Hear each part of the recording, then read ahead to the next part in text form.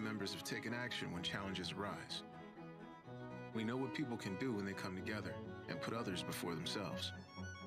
The team lead said they will continue the campaign to fight against the coronavirus. Local Rotary clubs deliver food and supplies to people in need. Strangers become friends, helping hands multiply, and problems turn into solutions. We are Rotary. We are people of action. Learn more at rotary.org/action.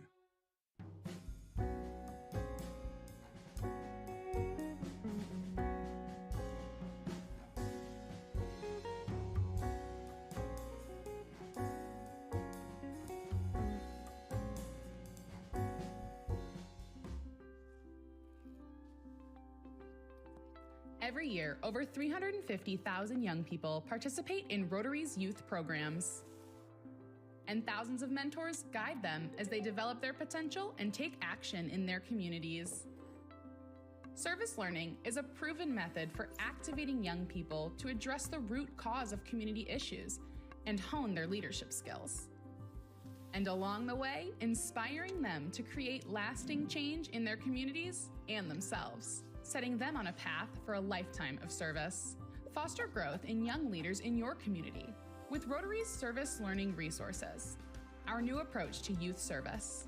Resources are now available for both youth program participants and adult advisors. Start your service learning journey now at rotary.org/learn.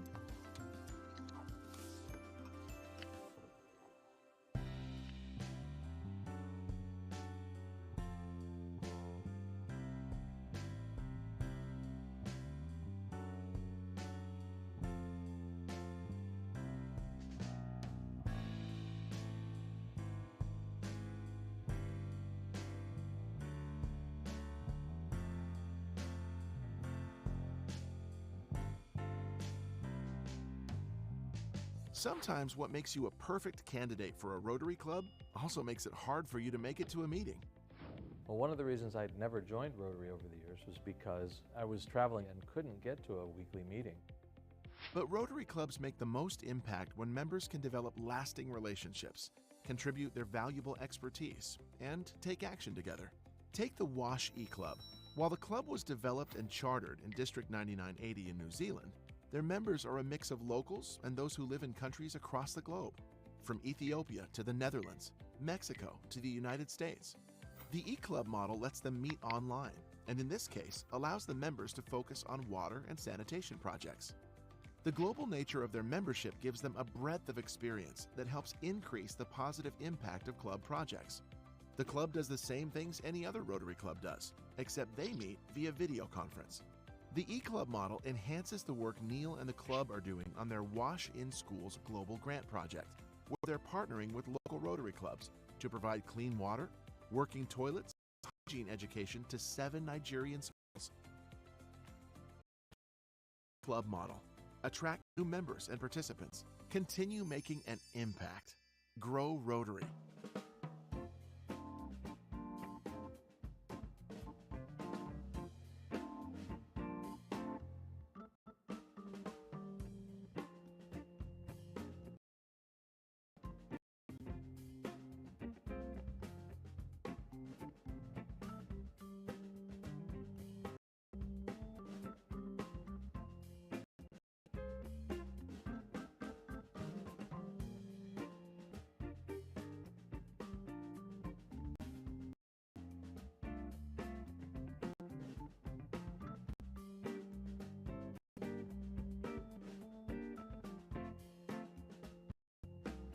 Rotary is dedicated people who share this and friendship. Some are inspired in a traditional experience, others want to dedicate skills and resources to a single cause. Alternative club models, such as impactful and expand our reach. Example, these in the United States have built their culture around environmental. Eco-Club membership is an opportunity to build relationship skills with a focus on environmental sustainability. Clubs can establish their own norms that fit membership's needs. Month, we take a field trip to Speaker's Place of Business that focuses on protecting our planet's health. Speakers are experts in sustainability, and the club's service projects focus on beautification and preservation. The successes are visible in the growing diverse membership. Explore a new club model. Attract new members and participants. Continue making an impact. Grow Rotary.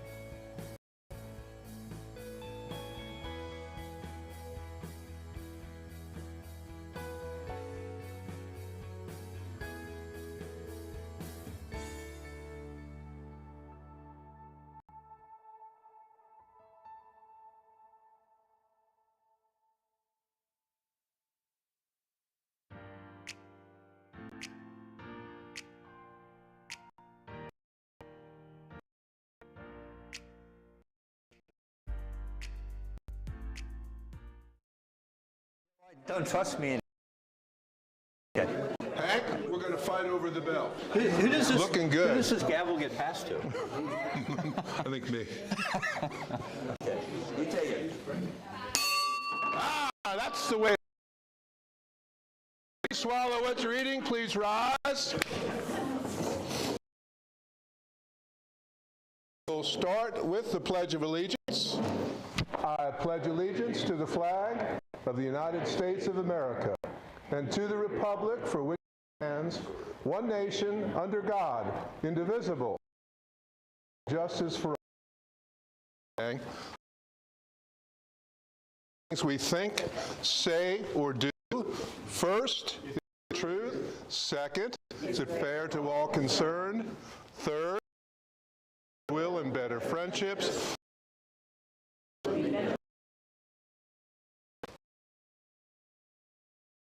Please do our blessing. I'm standing next to the bishop, but I don't. Well, your Father Bob. And hone their leadership skills. During empowering them to create lasting change and themselves. Lifetime of service. Foster. We ask you to bless this Rotary Club. We ask you to bless this family. God protect us in the future. And we ask now that you bless your service. Thank you. Please be seated.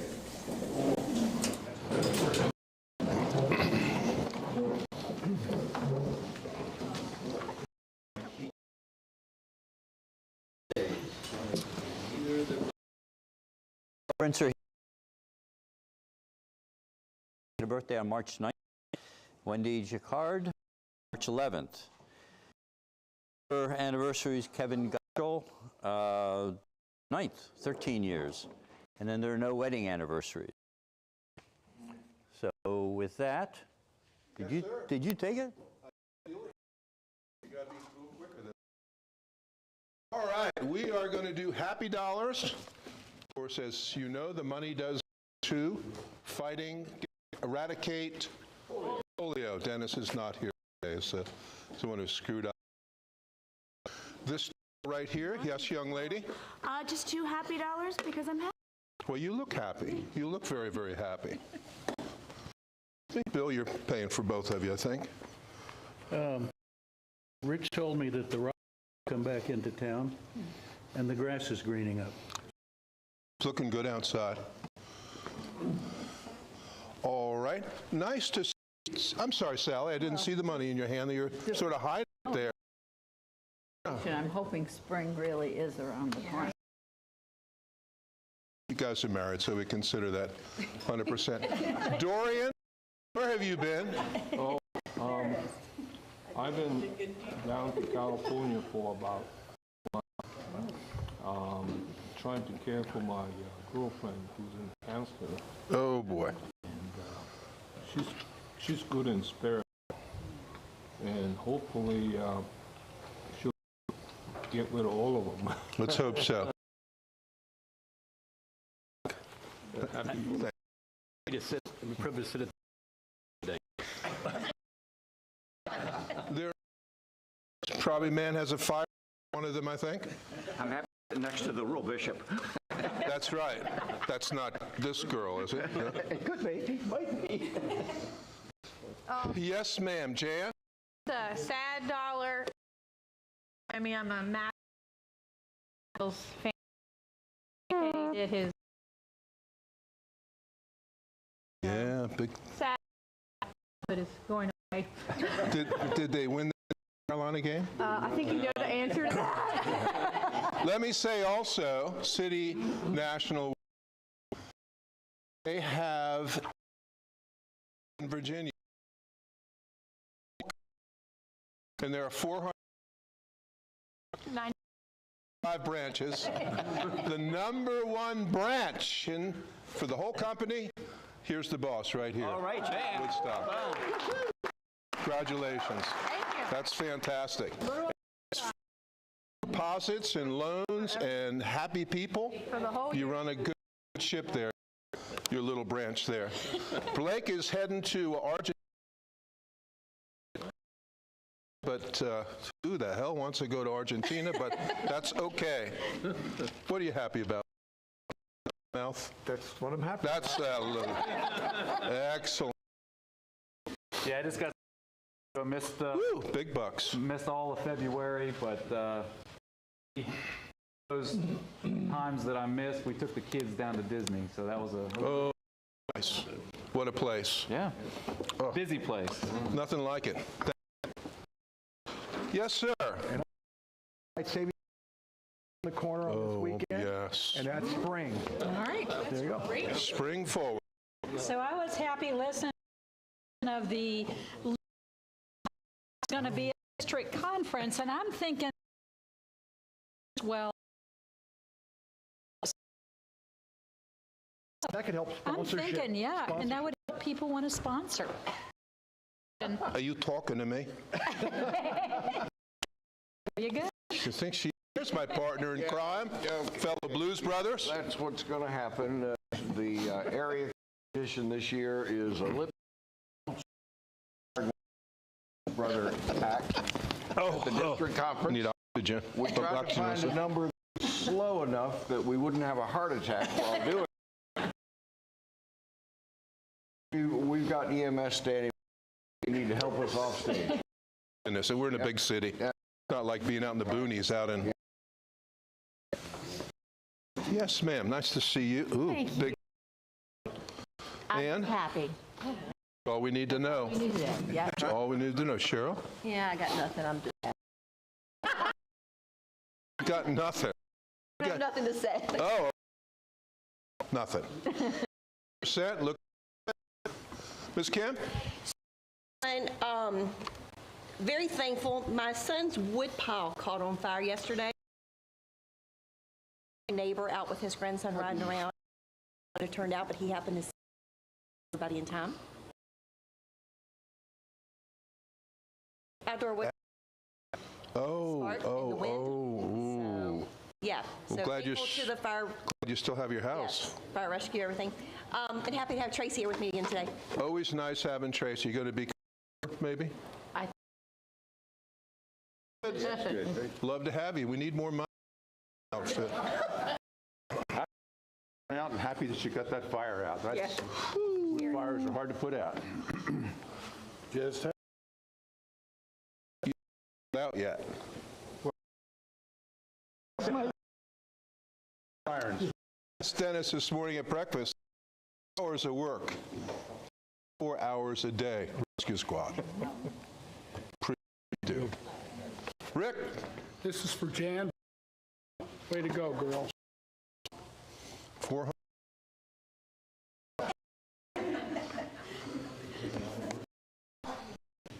Big bucks again. Happy to see some buds on the trees. Excellent.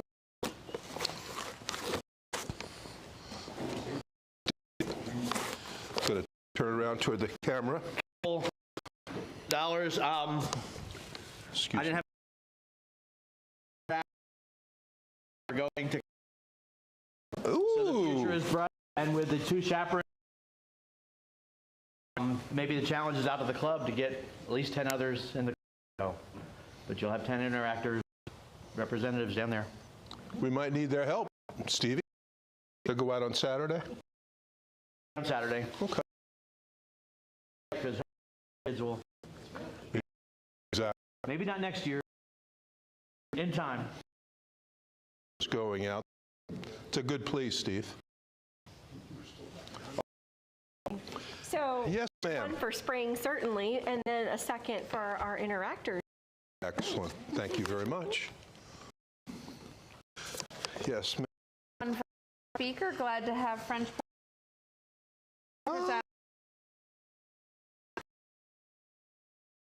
The son Kellen turned double digits on Monday. Oh my, 33. No. Good to have you here, Frenchie. Yep. Well, thank you. How about 100% table? This is great. I'll come in front of you here. And I had a nice weekend at home with family and friends. Excellent. Bath County in the boonies. There is a Bath County? That's where the homestead is. I know. Well, Mr. Kim? So, I'm getting old. Okay. Bear with me for a minute. So anyhow, as some of you know, I've been spending a lot of time. Haircut. I need a place within walking distance called Scissors and Scotch. So I said, oh, that sounds like that should be good. So there, and I walk in, appointment, glass of scotch.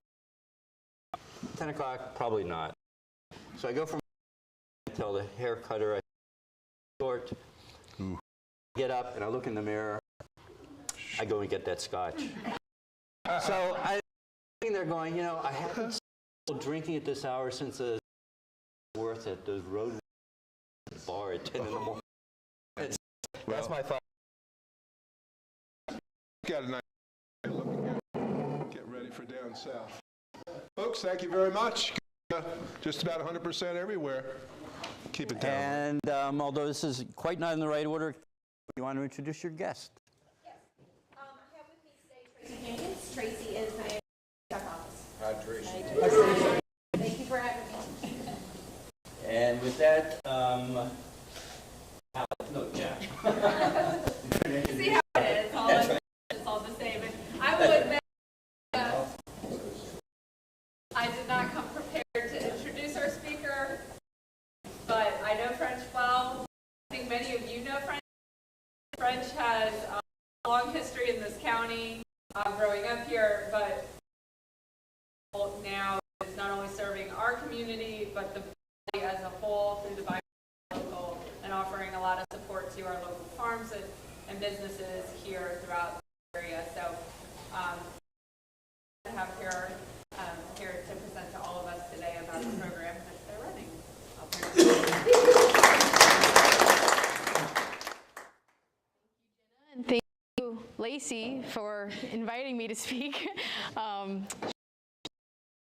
She's actually in Oregon, so I have no idea what time it is out there. But like Jenna said, my name's French Price. I am a value chain coordinator with Virginia Cooperative Extension.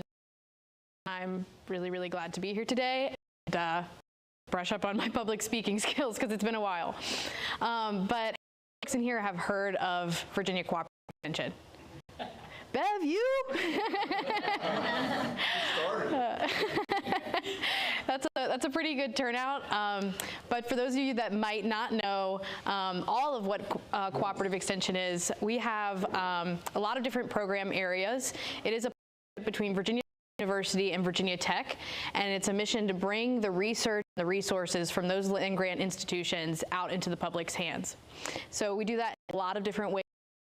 There's about 4 program areas. The big areas, the first one is Ag and Natural Resources, and that our role in providing technical assistance to that's producing food or fiber. The next is our Family Consumer Sciences program, and that's where we try to household, whether that's financial planning or home food preservation, anything that you can help household.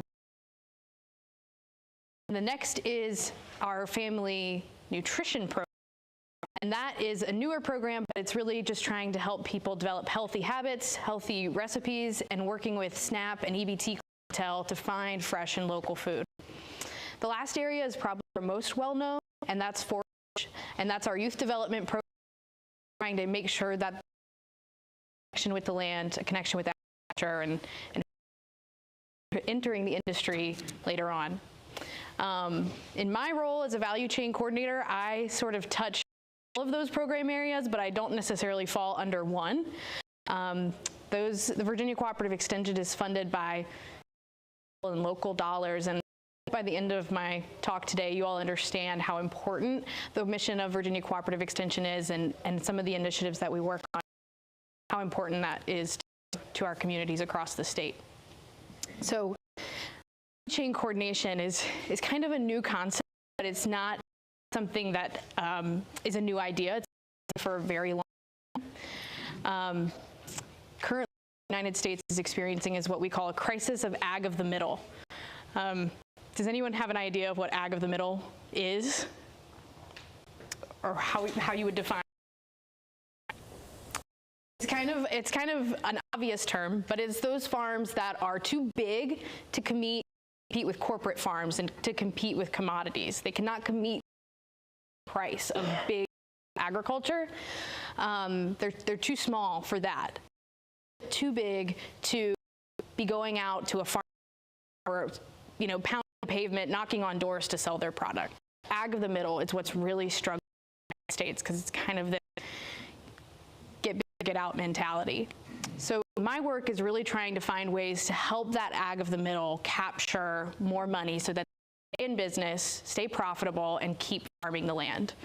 That ag of the middle producer accounts for about a quarter of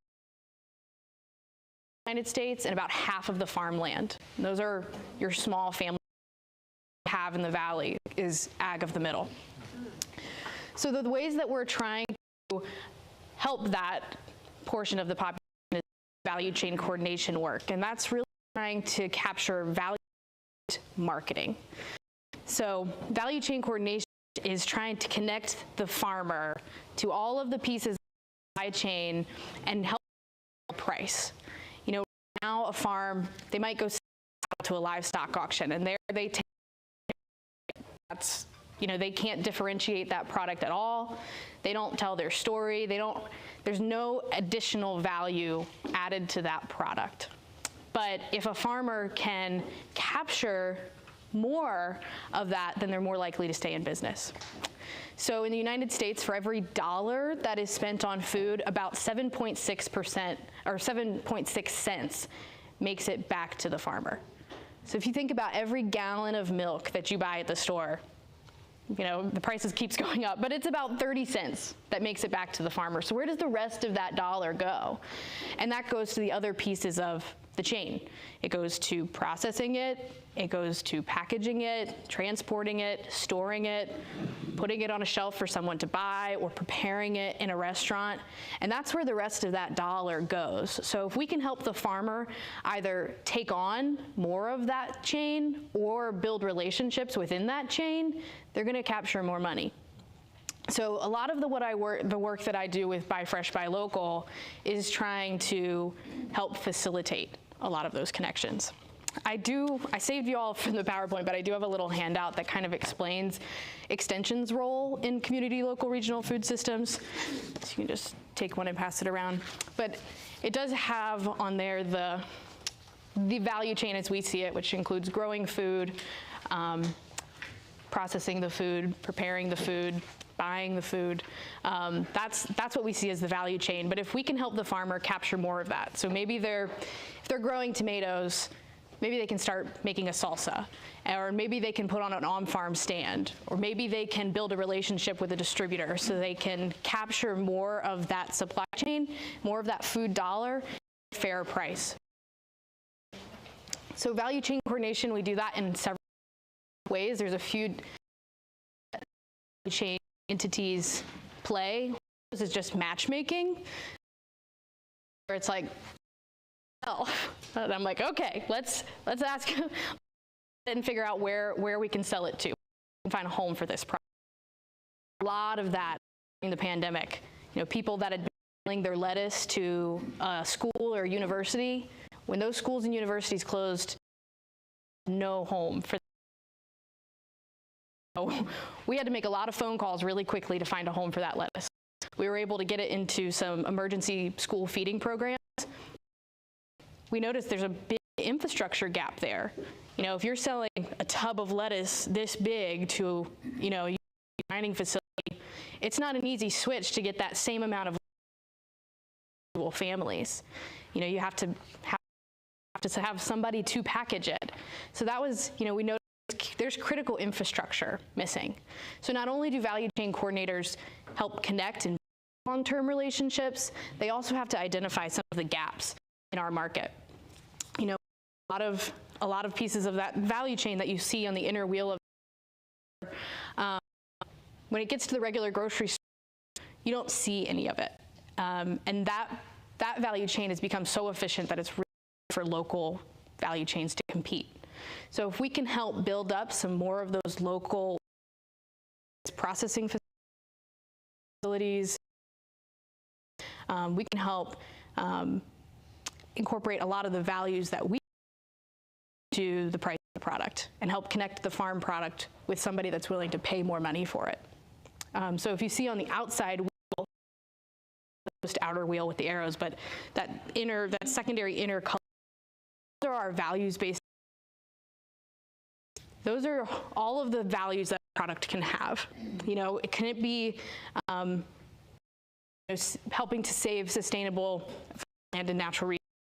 It be, you know, improving in the community? Is it improving food access? Is it a product that is ag profitability? Those are all the values that a product can have. And so what we do with Buy Fresh, Buy Local is we're trying to help people understand that where they spend their dollars, and that buying a tomato for $1 at the grocery store might save them some money, but if you buy it for $3 local farmers market, there's a lot more services value that comes with that don't see, because it's contributing to the land, it's conserving natural resources, it's, you know, putting money back into the local community. So trying to help people recognize where their food comes from and the value that a local has. Other roles of value chain coordinators are, in addition to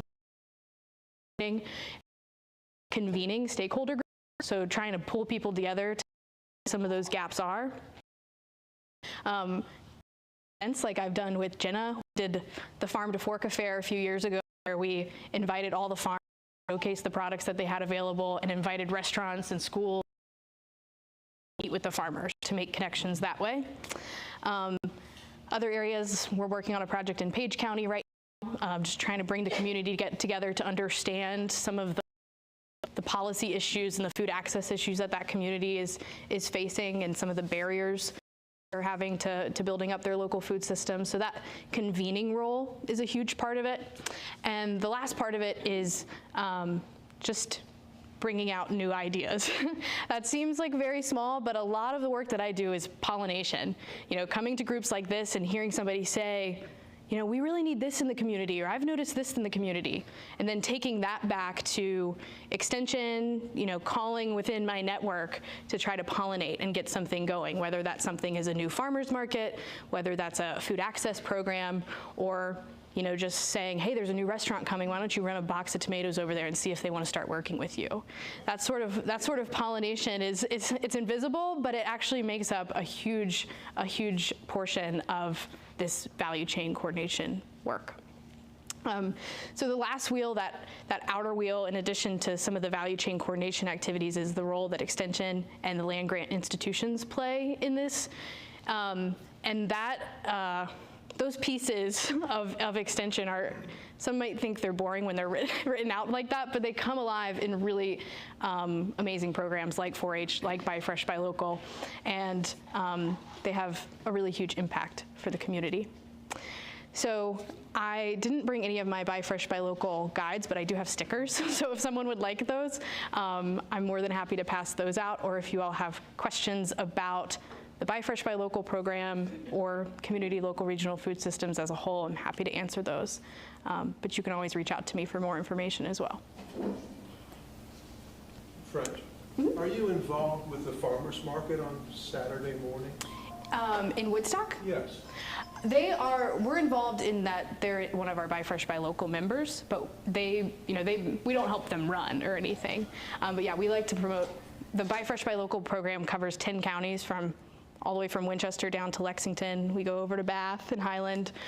So we promote all the farmers markets in the region, as long as we know they exist.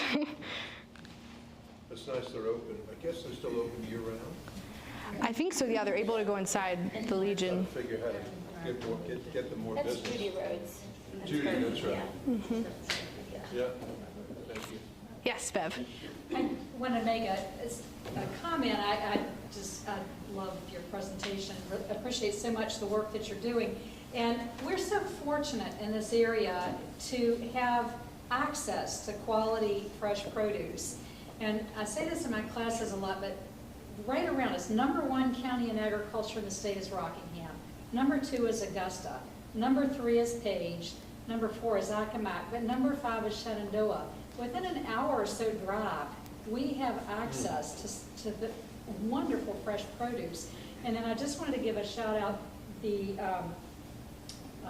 office that French works for was instrumental in creating the produce auctions that gave our farmers a place to bring. If they grow lettuce, they can take their lettuce to the produce auction, and then they can come home with pallets of green beans and tomatoes. And because of that, when you stop at these little roadside stands around here, we're just seeing an incredible array of fresh produce that was locally grown. And just hats off, you all do great work.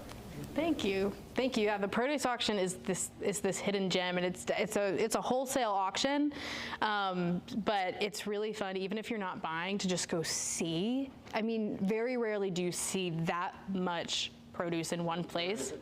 It's located in Dayton. So that was an example of that pollination and that value chain coordination work, where people said, hey, we have a need. We can't horse and buggy this produce to Harrisonburg or further, but we're producing a lot of it. Our ground is really productive, but we need help marketing it. And so Cooperative Extension and others were able to pull together some groups and form a board, and they developed the auction. And I think last year their sales were like 2 million. And they provide a structure through that where every pallet of food is discreetly marked so that a restaurant has confidence buying there, because if there were to be an outbreak, a foodborne illness outbreak, you could trace it right back to the farm, right back to the pallet, right back to the day, and get right on the problem to resolve it. So it's given a confidence to restaurants and grocery stores, and then they pair with the ones in like North Carolina and North and South to extend the market. Those folks come and buy and move our valley produce too. So phenomenal. It's a huge resource. And you're talking pallets of food. Yeah, big this pallets. This isn't little Right. boxes. Right. Yeah. Do they operate every day, or is it just on specific days of the week? It's in the growing season, so like they'll start at the beginning of April and go maybe to like October, because they'll do pumpkins and things like that. And it's Tuesdays and Thursdays most of the time, and then in the height of the season, middle of the summer, it'll be Tuesdays, Thursdays, and Fridays. They have a website, so you can look up the Valley Produce Auction and get the specifics when you want to go. It's fun to go see a lot of little old order Mennonite boys and girls running around in their little suspenders, little girls with pigtails. It's a lot of fun. Yeah, our pumpkin heads. We've purchased pumpkins, the pumpkin characters. Yeah, so you don't have to necessarily have a wholesale tax ID to shop there, but it does, I hate to say, muck up the system if there's a household shopper coming in, because they're willing to pay a lot more money because they're doing their canning or whatever. So it does sort of slow things down, and they'll add a percentage if you don't have a tax ID. We shouldn't get our pumpkins from No, you can. I mean, you can, but you probably pay more. You'll pay. There's a little bit of a convenience fee, but yeah, the produce auction is really a really amazing resource that we have. And what I do with the produce auction is I'll help new buyers come in, figure out how it all works. Fairfax County Public Schools, they serve, I think it's like 300,000 meals a day. So they're and they have a huge initiative for farm to school. So they're constantly working to try to find new local sources of product. Problem is that schools are in session in the middle of summer, or aren't in session in the middle of the summer when a lot of this food is available. So working with those types of businesses, but also new farmers markets that are popping up in Northern Virginia or Richmond. They'll come all the way out early in the morning to come out to Dayton to buy that product. Yep. How do you keep up the farm? Generation after generation? How to keep up with farms generation after generation? So that's a good point. That's a huge issue that Virginia agriculture is facing, in that a lot of farms do not have an estate plan in place.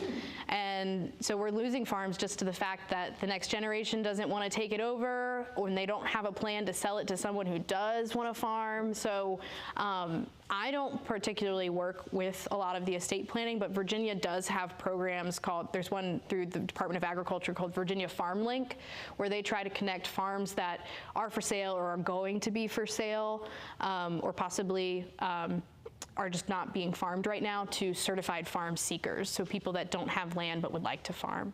But that is a huge issue. We're losing farmland at an alarming rate in Virginia. Any other questions?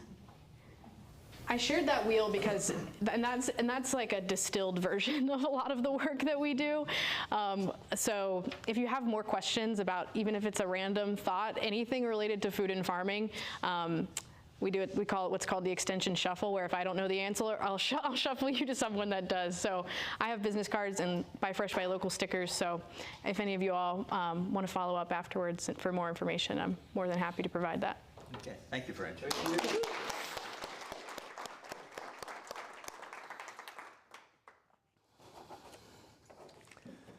Not ready yet, but thanks for reminding me. Oh, not very many tickets. I may actually get one. On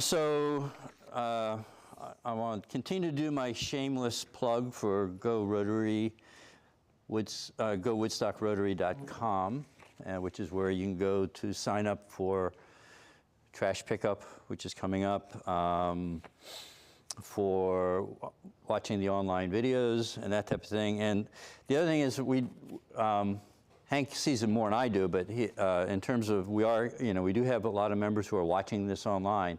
And I want to remind all of those that when you do watch it online, there's no way for Brandy to record your attendance. So please, when you're watching online, just go back in and say, and it doesn't have to be live stream. It can be after the fact. You can go on the website and watch the video of the meeting and then log it in as an attendance. Okay, so just remember that. And I know we're missing a lot of people who are doing that but not keeping up in DACDB. And you new members, when you get orientation, hopefully you'll be oriented in how to use DACDB and do that.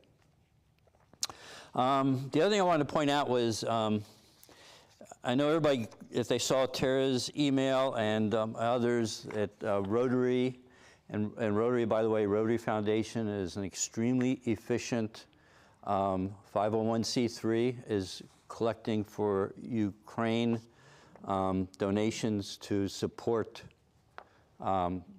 Ukrainian relief. And these go, so when I looked at that, I said, huh. And so that's how many Rotary clubs, I mean, you can see all those red pins in Ukraine. Now, if I went to Poland and Hungary and all the other places they're supporting, it'd be similar. There are over 50 clubs in Ukraine. So, so there's that. And you got a link from that, from Tara. So if you can, please donate to that. The other thing that came up when I was just kind of doing my normal reading this morning was going back to the Ukrainian situation and Russia, is that Congress was briefed, I think yesterday or the day before, about the fact that even though we haven't had direct cyber attacks yet from Russia, they said they're still likely to happen. And one thing that was mentioned, so our Cybersecurity and Infrastructure Security Agency, CISA, how's the government come up with these names? But they maintain a website, and this one is, it's called Shields Up. And these are, and particularly for any of you that have a business, because you're more likely to be attacked, or a town, to be attacked, or county, than individuals. But it's a guidance as to what you should do to protect yourself from a cyber attack ahead of time. And then with that said, we decided that, we've got a lot of new members, and now that we're meeting in person, we want, so Kim Ryman's going to start something where the new members are going to make a little video to introduce themselves. But I thought also, back when we were at the Moose Club, we were handing around a trophy so that members could introduce themselves. So I'm gonna do that at random right now, and ask a new member to introduce themselves. And Desiree, I think you're on. Oh, not Desiree, sorry. How about Sally? We'll get her again. Yeah. I was paying attention, but apparently not. Apparently. Just introduce yourself is all. A little background. Who you are, a little background. Well, great. I'm Sally Cole, and I'm one of the new members, but I think I'm the only new member in this cycle whose patron saint is Kim. So you have him to blame if this doesn't come out. And I've been a member for the last month, and I think I've had perfect attendance. So I'll say something good about me. And I wanted to join this Rotary Club because of all my previous experience with Rotary. I grew up in a Rotary family. My dad was a member of the Chicago One Rotary Club and active in it for about 25 or 30 years that I recall, where he would go once a week. So I knew that there was that obligation to be here, not just to put your name on it, but to be a part of it and to join with the club. my life led me all around the world several times, I guess in both directions.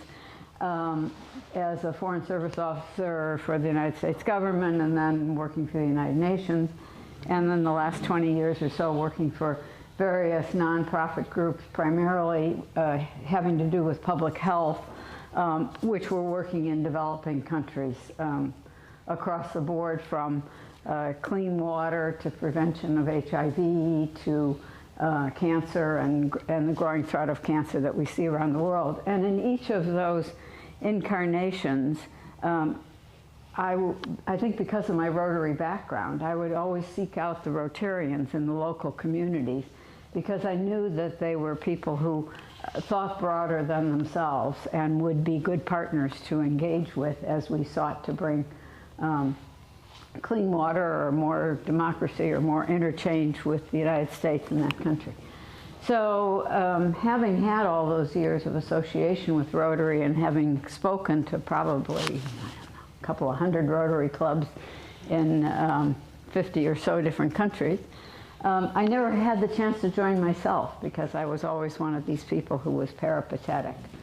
But since I've gotten older and since we've bought a farm and converted it into a vineyard and winery in the Shenandoah County, and then especially since the acceleration of some events with COVID, I'm now full-time at that farm winery here in Shenandoah County, which, by the way, very much connects to agriculture. What's the name of that? Well, I'll go right over here and point it to you. It's Muse. So I had an opportunity to join Rotary, and then Kim reached out as if he had read my mind and said, would you like to join the Rotary Club? So that's why I'm here, and I'm really happy to have the opportunity to get to know so many people I hadn't already met, and then connect with friends that I had met before I got here. So thank you. Thank you, Sally. Oh, no, I'd like to keep it. You like to keep the mic? Okay. Yell at people. Well, So much. we'll live stream you all afternoon. I don't know how to say it. That could be the best introduction we've ever had. Okay, so Laura, Sally has set the bar, Dorian, Sally set the bar, so the next time, you guys got to be prepared. So, yes, Bev. I was just going to say real quick, when you were shouting out to GoWoodstockRotary.com, Hank got up the sign-up list for our last 7 bins park project sign-up. April 10, Sunday afternoon, 2 to 5. You can sign up on GoWoodstockRotary.com now. Okay. And let's see. So. I have a question about that, actually. Yes. So that completes our portion, and then did I hear that the Rotans or the Lions Club is also going to do something? I guess Tom. Well, no. Well, the Lions Club made a financial donation, Okay. and that financial donation is that's what got the foundation of the play area to begin with. Okay. As did the Guardian Club. Okay. So that's why I say we're finishing it. Yep. The whole thing will be finished. In May, yep. This will be the last workday will be kind of the final touches. That's when wine will be served? From you. Well, actually, it's just down the road, right? French, we need you to draw a ticket.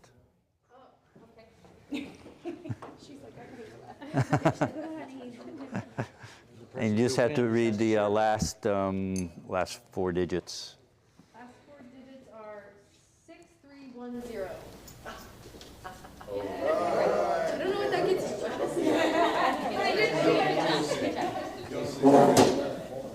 $27. Yeah, there's big bucks here, Kim. Yeah, but it doesn't go any further. Big bucks, Kim.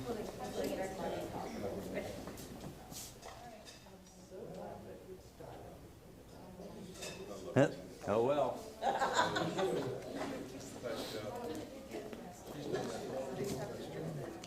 Okay, thank you, everyone.